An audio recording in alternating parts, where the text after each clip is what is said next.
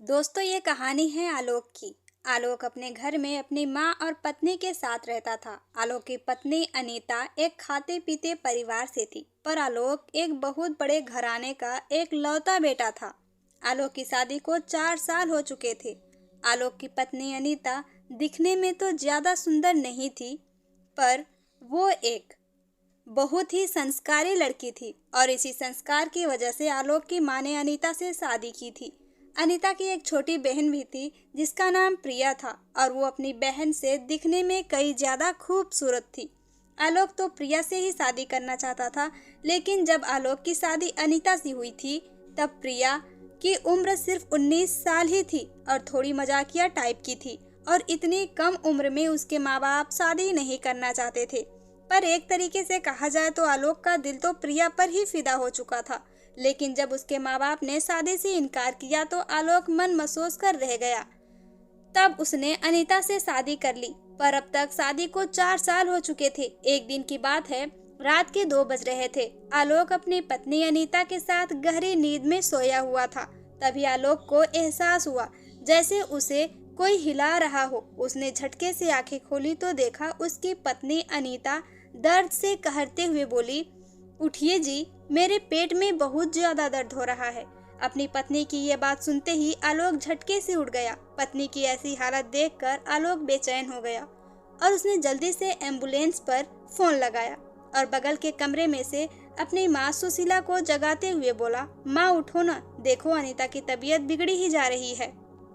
सुशीला जी भी आंखें मलते हुए बाहर आई और उबासी लेते हुए कहने लगी कि गर्भावस्था के समय तो ऐसी छोटी मोटी दिक्कतें होती ही रहती है, ज्यादा परेशान होने की जरूरत नहीं है।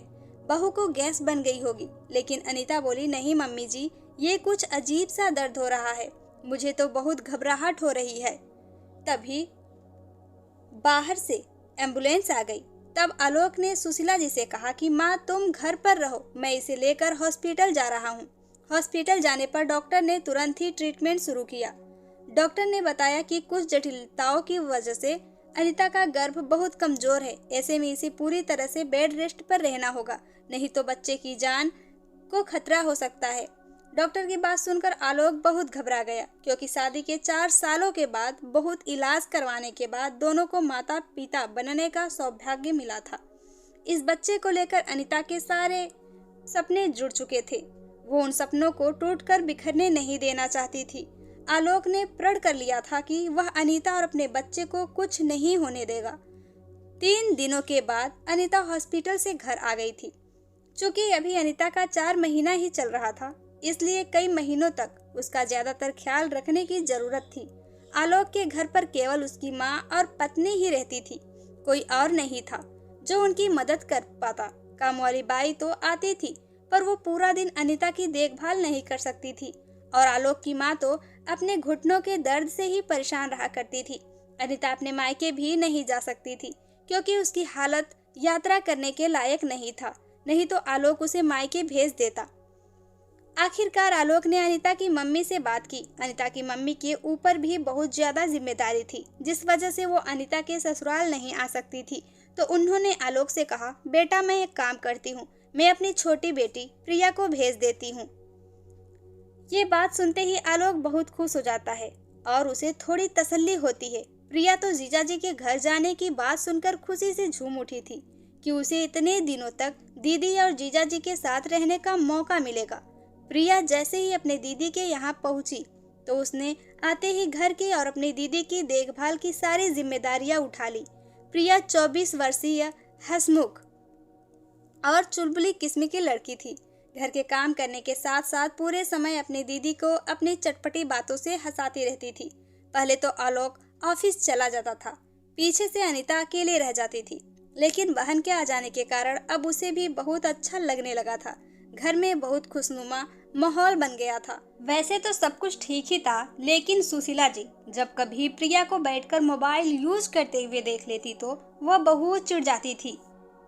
उन्हें लगता था कि प्रिया यहाँ अपनी दीदी की देखभाल करने के लिए आई है, घर के काम करने के लिए आई है, तो फिर आराम से क्यों बैठी हुई है। इसलिए जैसे ही वो प्रिया को बैठे हुए देखती तो कोई न कोई काम बताकर उसे उठा देती थी।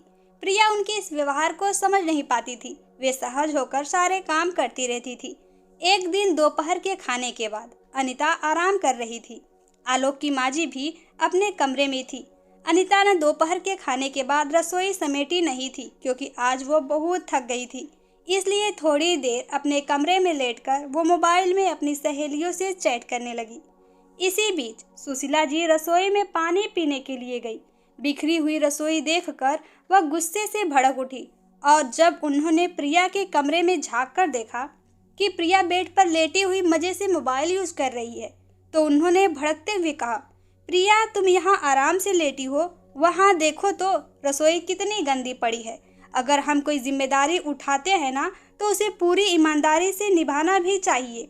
तुम यहाँ टाइम पास करने तो आई नहीं हो। यह बात सुनकर प्रिया थोड़ी चौंक गई और उसने झट से मोबाइल बिस्तर पर रखकर रसोई की तरफ कदम बढ़ा दिए। लेकिन आज उसे सुशीला जी की बातें बहुत अटपटी सी लगी थी। जैसे ही प्रिया रसोई समेटकर वापस आई तो उसने सुना कि सुशीला जी बालकनी में खड़ी होकर किसी से फोन पर बात करते हुए शिकायत कर रही है। देखो ना, बहू की बहन तो यहाँ पर आकर महारानी बन गई है।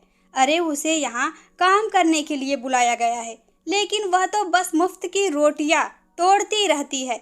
दिन भर बेशर्मों की तरह खिलखिलाती रहती है और हमेशा मोबाइल में लगी रहती है। अगर इसके पीछे ना पड़ो तो यह तो कोई काम ही नहीं करेगी, बस ठूस ठूस कर खाएगी और एहसान जताएगी कि मैं तो यहाँ मदद करने आई हूँ। हमने इसे यहाँ काम करने के लिए रखा है, लेकिन यह बहुत कामचोर है। सुशीला जी की बात सुनते ही प्रिया अचानक अवाक रह गई। वह गुस्से से तिलमिला उठी। उसने सोचा कि आने दो शाम को जीजा जी को, अब मैं उनके सामने ही बात करूंगी। शाम को आलोक ऑफिस से आया तो प्रिया अपने कमरे में थी। चाय नाश्ते का इंतजाम नहीं हुआ था तो आलोक प्रिया के पास पहुंचा। वो उसे खामोश देखकर पूछने लगा कि क्या बात है साली साहिबा, आज तो आप बहुत खामोश सी लग रही हो। प्रिया ने गंभीर स्वर में कहा कि जीजा जी, आज मैं मजाक के मूड में नहीं हूँ। पहले चलिए, मुझे आंटी जी से कुछ बात करनी है। वह बात मैं आपके सामने ही करना चाहती थी, इसलिए आपका इंतजार कर रही थी। उसकी गंभीर मुख मुद्रा देखकर आलोक भी गंभीर हो गया और प्रिया के साथ अपनी माँ के कमरे में पहुंचा। प्रिया ने सुशीला जी से सीधे सीधे पूछ लिया, आंटी जी मैं आपके घर में आई हूँ तो आपको कोई दिक्कत है क्या? सुशीला जी सकपकाते हुए बोली, नहीं बेटी, तुम ऐसा क्यों बोल रही हो? प्रिया ने कठोर स्वर में कहा, आप जब दोपहर में फोन पर बात कर रही थी तो मैंने सब कुछ सुन लिया। मैं आपसे यह पूछ रही हूँ कि क्या मैं कोई नौकरानी हूँ जो आप फोन पर कह रही थी कि मैं यहाँ मुफ्त की रोटियाँ तोड़ती हूँ? काम करने के लिए आई हूँ तो काम नहीं करती हूँ। आप इसलिए हमेशा मेरे पीछे पड़ी रहती थी। मैं 2 मिनट के लिए भी बैठ जाती थी तो आप मुझे कोई न कोई काम बताकर उठा देती थी। तो क्या मैं यहाँ 2 वक्त का खाना खाती हूँ तो उसकी कीमत वसूलने के लिए आप मुझे दिन भर नचाती रहेंगी? यह कौन सी बात हुई भला? आज मेरा बहुत अपमान हुआ है। ऐसा कहकर प्रिया रोने लगी। उसने अनीता को इन सब बातों में शामिल नहीं किया था क्योंकि इस वक्त उसकी मानसिक स्थिति को खराब करना उसे सही नहीं लगा। प्रिया की बात सुनकर सुशीला जी ने शर्मिंदगी से सिर झुका लिया। आलोक को अपनी माँ पर बहुत गुस्सा आया। उसने प्रिया से कहा कि प्रिया, मैं तुमसे माफी मांगता हूँ, तुम शांत हो जाओ, माँ से मैं बात कर लेता हूँ। प्रिया गुस्से से रसोई में चली गई क्यों उसे डिनर की तैयारी करनी थी। आधे घंटे के बाद आलोक रसोई में आया और प्रिया से कहने लगा, प्रिया रात को डिनर के बाद जरा छत पर चली आना, मुझे तुमसे बहुत जरूरी बात करनी है। प्रिया ने डिनर बना दिया था। सभी लोग खाना खा रहे थे। आज प्रिया गुमसुम सी थी तो अनीता ने पूछा कि क्या हुआ प्रिया, आज तो इतनी चुपचाप क्यों है? तो प्रिया ने अपनी दीदी को बहलाते हुए कहा कि अरे दीदी, कुछ नहीं हुआ, बस ऐसे ही मेरे सर में थोड़ा दर्द हो रहा है। अब खाना खाने के बाद अनीता अपने कमरे में जा चुकी थी। सुशीला जी भी पहले की अपेक्षा शांत नजर आ रही थी। प्रिया छत पर चली गई और रात के अंधकार में आकाश में टिमटिमाते हुए तारों को निहारने लगी। देर रात को प्रिया छत पर खड़ी होकर बेचैनी से अपने जीजू का इंतजार कर रही थी। वो सोच रही थी कि अगर दीदी प्रेग्नेंट न होती तो शायद ऐसा कभी नहीं होता। फिलहाल दीदी के कारण ही वो मजबूरी में चुप थी। उसके जीजा जी भी थोड़ी देर में वहां आ गए। उस अंधेरे कोने में वो प्रिया के चेहरे के भाव नहीं देख पा रहे थे। आलोक ने आते ही प्रिया के आगे हाथ जोड़ते हुए कहा कि माँ की तरफ से मैं तुमसे माफ़ी मांगता हूँ। मैंने माँ को अच्छे से समझा दिया है कि यदि तुम्हारी जगह उनकी बेटी के साथ कोई ऐसा व्यवहार करता तो उनको कैसा लगता। अब वो बड़ी हैं, उन्होंने तुमसे माफ़ी नहीं मांगी, लेकिन अब वो तुम्हारे साथ ऐसा बर्ताव नहीं करेंगी। प्रिया ने असमंजस भरे स्वर में पूछा। वह सब तो मैंने वहाँ पर देख लिया था, आपने मुझे यहाँ अकेले में क्यों बुलाया है? अनिल कहने लगा, देखो प्रिया, जो भी हुआ बहुत गलत हुआ, लेकिन मेरी तुमसे यह विनती है कि तुम अपनी माँ से कुछ मत कहना। अगर उन्हें ये सब पता चलेगा तो उन्हें बहुत बुरा लगेगा। ऐसे में हमारी क्या इज्जत रह जाएगी? मैंने तुम्हें यहाँ मदद करने के लिए बुलाया है, और अगर इस घर में तुम्हारा अपमान हुआ है तो इसमें सारा कसूर मेरा ही है।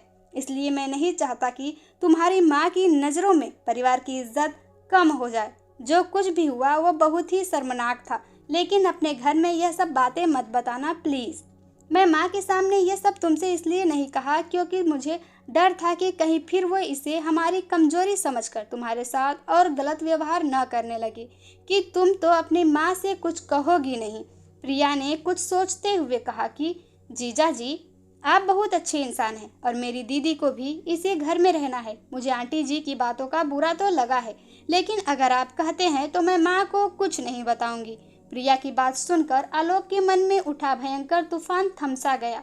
उस दिन के बाद सुशीला जी ने कभी भी प्रिया के साथ नौकरानी के जैसा व्यवहार नहीं किया। अनिता की अच्छी देखभाल के कारण समय आने पर एक प्यारी सी बेटी को जन्म दिया। प्रिया हर कदम पर उसका साथ निभाती रही।